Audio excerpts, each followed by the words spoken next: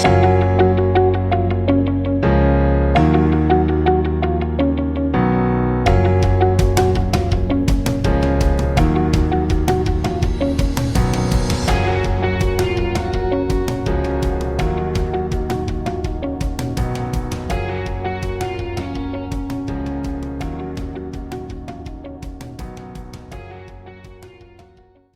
everyone, thanks for joining me for another episode of the Stoic Moment podcast today.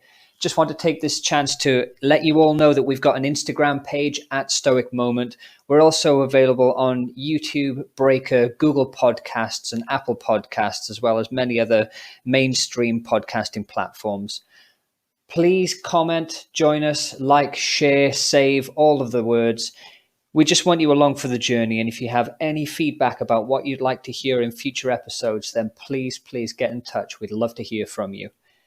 Today's show is all about time, and I really hope that you enjoy it. Thank you.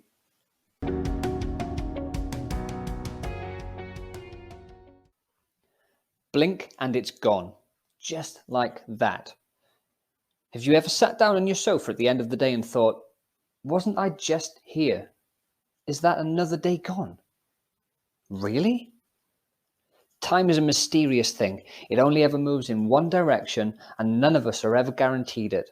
Sometimes it flashes by, and other times it seems to slow down, like a movie montage. Can you control time? Of course not. Can you turn it back? That's a silly question, I know. Time can be a blessing, but also a source of anxiety to many. It's always fleeting, always moving away from us. What was once is no more, replaced by now, and now becomes then, over and over again. And as each now becomes then, we get older, the compound effect of living, and we live until we don't. So what do we do about it? Make no mistake, time matters.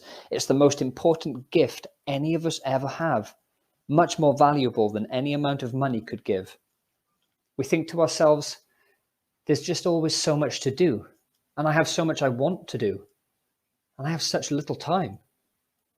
Seneca wrote this in his moral letters, quote, "It is not that we have a short space of time, but that we waste much of it.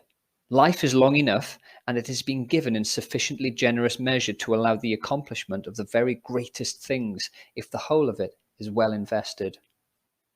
He continues, "But when it is squandered in luxury and carelessness, when it is devoted to no good end, forced at last by the ultimate necessity, we perceive that it has passed away before we were aware that it was passing. So it is. The life we receive is not short, but we make it so. Nor do we have any lack of it, but are wasteful of it." End quote. Wasteful is a powerful word, but that's no accident. Seneca's statement leads us to think then about examining our days. What are we spending the gift of time on? It's about being intentional. It's about the yes and no, the do and the don't. Are we living our day, making it happen the way we want, spending our precious time the way we want it to be spent? Or is our day happening to us? Are we bystanders, observers, passively subject to the throes of time as second by second the day becomes night and another day gifted to us is gone?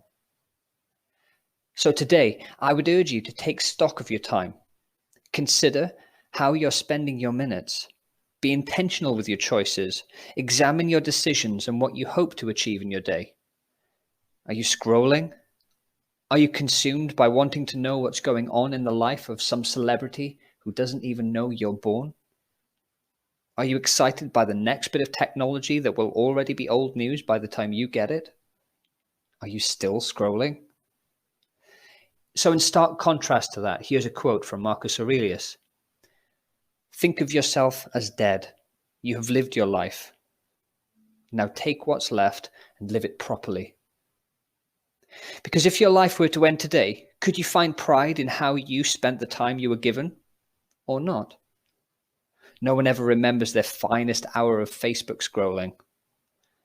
With purpose and action, you will add value to the time you have, and you owe it to yourself to examine your day and use what time you have to live properly. Think of yourself as dead. You have lived your life. Now take what's left and live it properly. And that's it for today's show. Thank you so much for tuning in. We hope you'll join us next time on another episode of the Stoic Moment podcast.